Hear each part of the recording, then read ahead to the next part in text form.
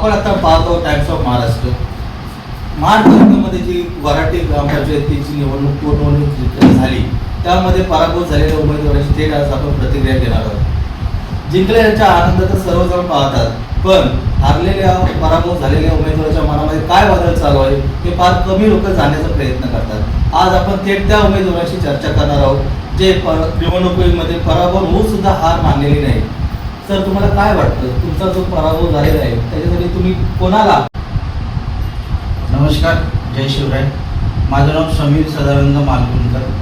Group ग्रामपंचायत वराटी या ग्रामपंचायतीमधून गोमेटी गावातून प्रभाग क्रमांक 2 यामधून मी उमेदवार निवडणुकीसाठी उभा होतो.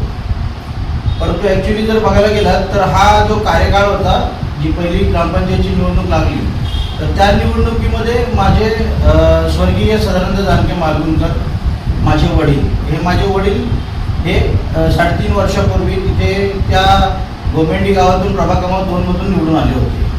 माझ्या वडिलांनी 2 वर्ष इतकं सुंदर काम केलं, प्रचंड सुंदर काम केलं. आणि त्याच्यानंतर माझ्या वडिलांचं दुर्दैवी एक अपघाती निधन झालं.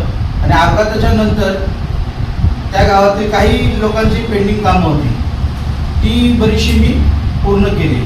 कारण माझी स्वतःची इच्छा होती अशी की माझ्या वडिलांचं राहिलेलं अधुरं काम आहे, माझ्या वडिलांचं राहिलेलं अधुरं स्वप्न आहे, ते मी पूर्ण करावं. यासाठी मी ह्या निवडणुकीमध्ये उभा राहिलो. तुम्ही आता इथून तुमची पुढची रणनीती काय असणार आहे? आता जर बघायला गेलात तर ह्याची कार्यकाळ जो झाला पप्पांचा, त्याच्यानंतर मग मी आज ग्रामस्थांना भेटलो आणि जवळजवळ ग्रामस्थांमध्ये 4 ते 5 गाव पातळीवरती गोमेंडी गावातील ग्रामस्थ लोकांसोबत मिटिंग झाल्या. मुंबई, महाड अजून जी गोमेंडी ग्रामस्थातील ग्रामस्थ माणसं आहेत त्यांच्याशी बसून 3-4 वेळा मिटिंगी झाल्या की वडिलांच्या पश्चात आम्ही तुम्हाला बिनविरोध देऊ म्हणून. आणि मग बिनविरोध देऊ म्हणून आपण हे मी ग्रामस्थांना फॉर्म भरण्याच्या आधी येऊन विचारलं. ग्रामस्थांनी म्हणाले की ठीक आहे, चालेल, आम्ही तुम्हाला 1 मताने तुम्हाला निवडून देऊ. आणि म्हणून मी या वडिलांचं अधुरं राहिलेलं स्वप्न पूर्ण करण्यासाठी ह्या इलेक्शनच्या मैदानात उतरलो. ज्या ठिकाणी तुमचे वडील सदानंद मालगुणकर हे बिनविरोध निवडून आले होते त्या ठिकाणी तुमचा पराभव झालेला आहे, हा तुम्हाला मान्य आहे का? ॲक्च्युली पराभव हा कागदोपत्री आहे, पराभव माझा झालेला नाही. त्याचं कारण सांगू इच्छितो. जर माझ्या 2 वर्ष वडिलांनी काम केलं, त्याच्या पश्चात मी काम केलंय. गावामध्ये जर बघायला गेलं तर घराघरात मला ओळखतात, माझ्या वडिलांना ओळखतात. आणि जर माझ्या प्रतिस्पर्धी जे होते त्यांचा जर विचार केला तर ते गावात फिरले नाहीत, गावात त्यांना कोण ओळखत नाही. ते उमेदवार काळा आहे का गोरा आहे ते लोकांना माहीत नाही. साधं गावात काळं कुत्र ओळखत नाही. मग मला सांगा, जर त्यांना गावात ओळखत नाही, त्यांना 65 मतं कशी काय पडली?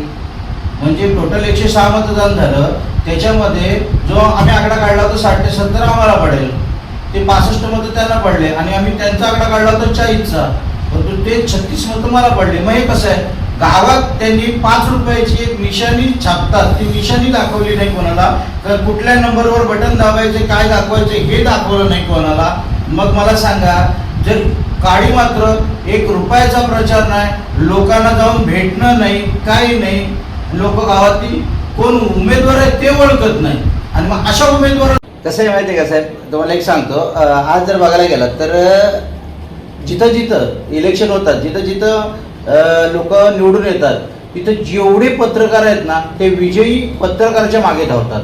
परंतु मी खरंच तुम्हाला मनापासून हृदयापासून दिलीप चापलकर साहेब आपला धन्यवाद देतो आणि टाइम्स ऑफ महाराष्ट्राला थँक्स बोलतो. त्याचं कारण काय? कारण तुम्ही एक पडलेल्या, एक पराजित झालेल्या उमेदवाराला भेटून त्याच्या मनातील वादळ आणि हे का घडलं, कसं घडलं, ह्याच्या मागे काय काय प्रोसेस, काय काय यंत्रणा लागल्या, या तुम्ही आज माझ्याकडून जाणून घेतलात.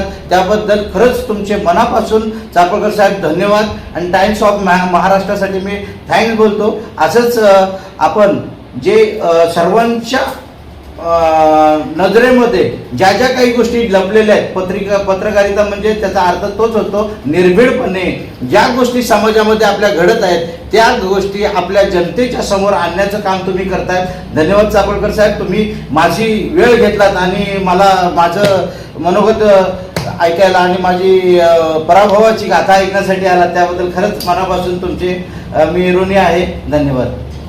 आपण पाहिलं उमेदवारांच्या प्रतिक्रिया. टाइम्स ऑफ महाराष्ट्र, रायगड जिल्हा प्रतिनिधी दिनेश चाफळकर.